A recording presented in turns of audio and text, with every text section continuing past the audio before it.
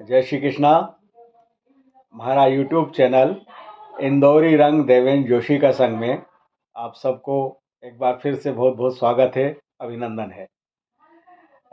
दिवाली निपटी गई है और 11 देव उठनी 11 जके प्रबोधिनी एकादशी भी हम कहा तुलसी विवाह आज ओको दिन है। तो आज हूँ आपके देव उठनी 11 का बारे में अपन चर्चा करांगा।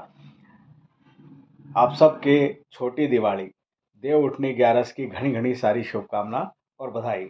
हमारा वीडियो अगर आपके अच्छो लगे तो एक लाइक कर जो, शेयर कर जो और चैनल के सब्सक्राइब करना मत भूल जो। तुलसी विवाह देव उठनी 11 हमारा सनातनी धर्म का अनुसार देव सोनी 11 आषाढ़ महीना में आए है, जो देव सोनी 11 और ओका बाद या कार्तिक महीना की देव उठनी 11 4 महीना मांगलिक कार्य ना हमारे यहाँ बंद रहे के है कि उसमें भगवान देव सोनी 11 मतलब भगवान सोए है। तो सोवा को मतलब यो नहीं कि भी नींद में चले जाए, बिल्कुल गहरी नींद लेन खर्राटा ले न आप कहीं भी ये 4 महीना में कहीं भी उल्टा सीधा काम कर लो कि भगवान तो सूता है कौन देखे को, वो मतलब नहीं है। भगवान योग निद्रा में रहे और योग निद्रा में रहने और सृष्टि को संचालन करे है। तो देव सोनी 11 से लेके तो देव उठनी 11 तक इन 4 महीना में हमारे यहाँ मांगलिक कार्य हो निवे है, कहीं शादी ब्याह हो, मुंडन हो, ये काम हो निवे है। आज देव उठनी 11 से प्रबोधिनी एकादशी तुलसी विवाह, तो आज का दिन से कही है कि शादी ब्याह मांगलिक कार्य हो शुरू हो जाए है। देव उठनी 11 एक अपना आप में एक बड़ो त्योहार है।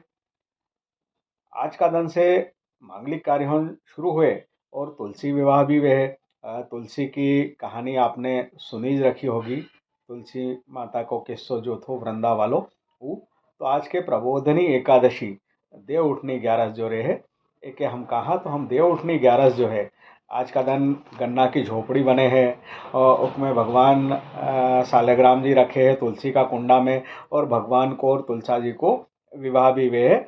वो सब कार्यक्रम ना रहे है शाम के वक़्त भगवान की कई कई बारात भी निकले है और तुलसी विवाह बाजा गाजा का साथ में जावे है, तुलसी के परणावाने तुलसी से ब्याह करवाने। तो ये सब कार्यक्रम में आज का दिन चाले है और आज धड़ल्ला से बगैर मुहूर्त के शादी ब्याह भी वे है जगह जगह होए और आज से फिर शादी ब्याह को मुहूर्त चालू हो जाए तो अखा देव सोनी 11 तक चाले है। अब हम तुलसी विवाह जो है आज देव उठनी 11 जिके कहे अथ प्रबोधनी देवोत्थान एकादशी महात्मा की जो कथा है या हम कथा वाची रहा है तो आप कथा के ध्यान पूर्वक सुनजो। ब्रह्मा जी बोले कि हे मुनिश्रेष्ठ, अब आप पापों को नष्ट करने वाली तथा पुण्य और मुक्ति को देने वाली प्रबोधनी एकादशी का महात्म्य सुनाइए। या खड़ी भाषा में है तो हूँ खड़ी भाषा में पढ़ी रहो। भागीरथी गंगा तथा तीर्थ नदी समुद्र आदि तभी तक फल देते हैं जब तक प्रबोधनी एकादशी नहीं आती। कार्तिक मास की शुक्ल पक्ष की प्रबोधनी एकादशी के व्रत का फल एवं सहस्त्र अश्वमेघ तथा 100 राजसूय यज्ञ के फल के बराबर होता है। इतनी बड़ी या 11 से नारद जी ने पूछा कि हे पिताजी, यह संध्या को भोजन करने से, रात्रि में भोजन करने तथा पूरे दिन उपवास करने से क्या क्या फल मिलता है, इसे आप समझाइए। ब्रह्मा जी बोले कि हे नारद, एक संध्या को भोजन करने से 1 जन्म का, रात्रि में भोजन करने से 2 जन्म का और पूरे दिन उपवास करने से 7 जन्म के समस्त पाप नष्ट हो जाते हैं। प्रबोधनी एकादशी के व्रत के प्रभाव से सुमेरु पर्वत के समान कठिन पाप क्षण मात्र में ही नष्ट हो जाते हैं। अनेकों पूर्व जन्म के किए हुए बुरे कर्मों को यह प्रबोधनी एकादशी का व्रत क्षण भर में नष्ट कर देता है। जो भी मनुष्य अपने स्वभाव अनुसार इस प्रबोधनी एकादशी का विधि पूर्वक व्रत करते हैं उन्हें पूर्ण फल प्राप्त होता है। हे मुनीश्वर, जो मनुष्य श्रद्धा पूर्वक थोड़ा भी पुण्य करते हैं उनका वह पुण्य पर्वत के समान अटल हो जाता है। जो मनुष्य हृदय के अंदर ही ऐसा ध्यान करते हैं कि प्रबोधनी एकादशी का व्रत करूंगा, उनके 100 जन्म के समस्त पाप नष्ट हो जाते हैं। जो मनुष्य प्रबोधनी एकादशी के दिन रात्रि को जागरण करते हैं उनकी बीती हुई तथा आने वाली 10,000 पीढ़ियां विष्णु लोक में जाकर वास करती है और नरक में अनेक दुखों को भोगते हुए पितृ विष्णु लोक में जाकर सुख भोगते हैं। ब्रह्म हत्या आदि महान पाप भी प्रबोधनी एकादशी का व्रत करने से धुल जाते हैं। एकादशी के दिन रात्रि को जागरण करने का फल अश्वमेध आदि के यज्ञों के फल से अधिक होता है। समस्त तीर्थों में जाने तथा गौस्वर्ण भूमि आदि के दान का फल कार्तिक मास के शुक्ल पक्ष की प्रबोधनी एकादशी के रात्रि के जागरण के फल के बराबर होता है। मतलब रात्रि जागरण करना चाहे। इस संसार में जितने भी तीर्थ तथा जितने भी तीर्थों की आशा की जाती है वो प्रबोधनी एकादशी का व्रत करने वाले के घर में रहते हैं। जो मनुष्य इस एकादशी के व्रत को करता है वह योगीवान योगी तपस्वी तथा इंद्रियों को जीतने वाला होता है, क्योंकि वह एकादशी भगवान विष्णु को अत्यंत प्रिय है। इसके व्रत के प्रभाव से कामिका वाचिका और मानसिक पाप नष्ट हो जाते हैं। इस एकादशी के दिन जो भगवान की प्राप्ति के लिए दान तप होम यज्ञ आदि करते हैं उन्हें अक्षय पुण्य मिलता है। प्रबोधनी एकादशी के दिन भगवान की पूजा करने से बाल यौवन वृद्धावस्था के समान के समस्त पाप नष्ट हो जाते हैं। इस एकादशी की रात्रि को जागरण करने का फल चंद्र सूर्य ग्रहण के समान समय स्नान करने के फल से सहस्त्र गुना अधिक होता है। मनुष्य जन्म से लेकर जो पुण्य करता है वह पुण्य प्रबोधनी एकादशी के व्रत के पुण्य के सामने व्यर्थ है। इसलिए हे नारद, तुमको भी विधि पूर्वक विष्णु भगवान की पूजा करनी चाहिए। जो मनुष्य कार्तिक मास में धर्मपरायण होकर अन्य व्यक्तियों का अन्न नहीं खाते हैं उन्हें चंद्रायण व्रत का फल मिलता है। कार्तिक मास में भगवान दान आदि से उतने प्रसन्न नहीं होते जितने कि शास्त्रों की कथा सुनने से प्रसन्न होते हैं। कार्तिक मास में जो मनुष्य भगवान की कथा को थोड़ा बहुत पढ़ते या सुनते हैं उन्हें 100 गौ के दान का फल मिलता है।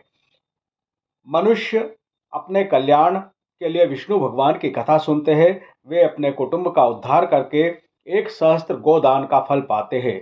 जो मनुष्य प्रबोधनी एकादशी के दिन विष्णु की कथा सुनते हैं उन्हें 7 दीप के दान का फल मिलता है। जो विष्णु की भक्ति पूर्वक कथा सुनते हैं और कथा बाँचने वाले ब्राह्मण की यथाचित पूजा करते हैं तथा उसे संतुष्ट करते हैं वे उत्तम लोक को जाते हैं। इस पर नारद जी बोले, हे ब्रह्मा जी, अब आप एकादशी के व्रत का विधान कहिए और कैसा व्रत करने से कौन सा पुण्य मिलता है वह भी समझाइए। ब्रह्मा जी बोले कि हे नारद जी, इस एकादशी के दिन मनुष्य को ब्रह्म मुहूर्त में उठना चाहिए और नदी तालाब कुआं आदि पर स्नान करके व्रत का नियम ग्रहण करना चाहिए। उस समय भगवान से विनय करनी चाहिए कि हे भगवान, आज मैं निराहार रहूंगा और दूसरे दिन भोजन करूंगा, इसलिए आप मेरी रक्षा करें। इस प्रकार विनय करके भगवान की पूजा करनी चाहिए। उस रात्रि को भगवान के समीप गीत नृत्य बाजे तथा कथा आदि से व्यतीत करनी चाहिए। प्रबोधनी एकादशी के दिन कृपणता को त्याग कर बहुत से पुष्प फल अगर धूप आदि से भगवान की आराधना करनी चाहिए। शंख के जल से भगवान को अर्घ्य देना चाहिए। इसका समस्त तीर्थदान आदि से करोड़ गुना फल अधिक होता है। जो मनुष्य पुण्य से भगवान की पूजा करते हैं उनके सामने इंद्र भी हाथ जोड़ता है। कार्तिक मास में जो बिल्वपत्र से भगवान की पूजा करते हैं उन्हें अंत में मुक्ति मिलती है। कार्तिक मास में जो मनुष्य तुलसी जी से भगवान की पूजा करते हैं उसके 10,000 जन्म से समस्त पाप नष्ट हो जाते हैं। जो मनुष्य इस मास में श्री तुलसी जी के दर्शन करते हैं या छूते हैं या ध्यान करते हैं या रोपण अथवा सेवा करते हैं वे 1000 कोटि युग तक भगवान के घर में रहते हैं। समस्त मनोकामनाओं को पूरा करने वाले भगवान कदम्ब पुष्प को देखकर अत्यंत प्रसन्न होते हैं। यदि उनकी कदम्ब पुष्प से पूजा की जाए तो यमराज के दुखों को नहीं पाते। जो गुलाब के पुष्प से भगवान की पूजा करते हैं उन्हें मुक्ति मिलती है। जो मनुष्य बकुल और अशोक के फूलों से भगवान की पूजा करते हैं वे अत्यंत काल तक शोक से रहित है। जो मनुष्य विष्णु भगवान की सफ़ेद और लाल कनेर के फूलों से पूजा करते हैं उस पर भगवान अत्यंत प्रसन्न होते हैं। जो मनुष्य विष्णु भगवान की दुर्वादल से पूजा करते हैं वे पूजा के फल से 100 गुना अधिक फल पाते हैं।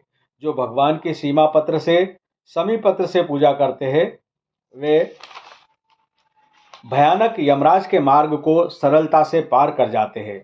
जो मनुष्य चंपक पुष्प से भगवान विष्णु की पूजा करते हैं वे आवागमन के चक्र से छूट जाते हैं। जो मनुष्य स्वर्ण का बना हुआ केतकी पुष्प भगवान पर चढ़ाते हैं उनके करोड़ों जन्म के पाप नष्ट हो जाते हैं। जो मनुष्य भगवान के पीले और रक्तवर्ण कमल से सुगंधित फूलों से पूजा करते हैं उन्हें श्वेत दीप में स्थान मिलता है। इस प्रकार रात्रि में भगवान की पूजा करके प्रातःकाल शुद्ध जल की नदी में स्नान करना चाहिए।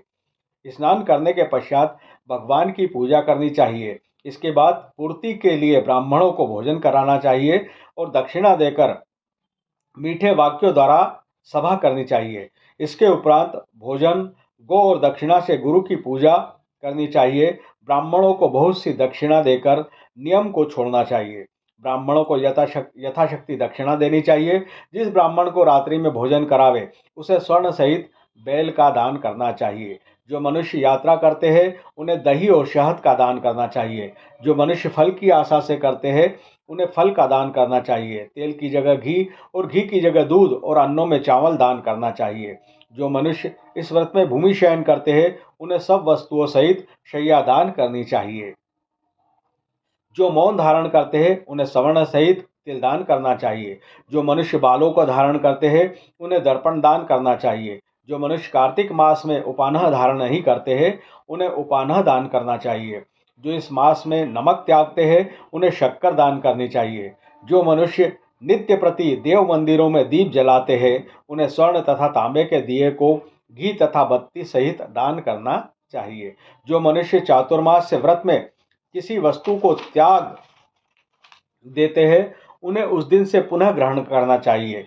जो मनुष्य प्रबोधनी एकादशी के दिन विधि पूर्वक व्रत करते हैं उन्हें अत्यंत सुख मिलता है और अंत में स्वर्ग को जाते हैं।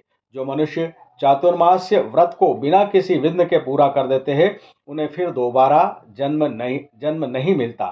जिन मनुष्यों का व्रत खंडित हो जाता है वह नरक को जाते हैं। जो मनुष्य इस एकादशी के महात्म्य को सुनता व पढ़ता है उसे अनेक गोदान का फल मिलता है। जय श्री कृष्णा। जय श्री हरि।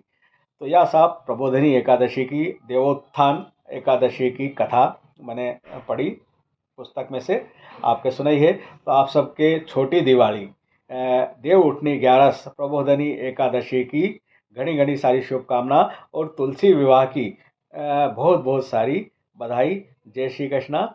जय श्री महाकाल। जय श्री तुलसी मैया।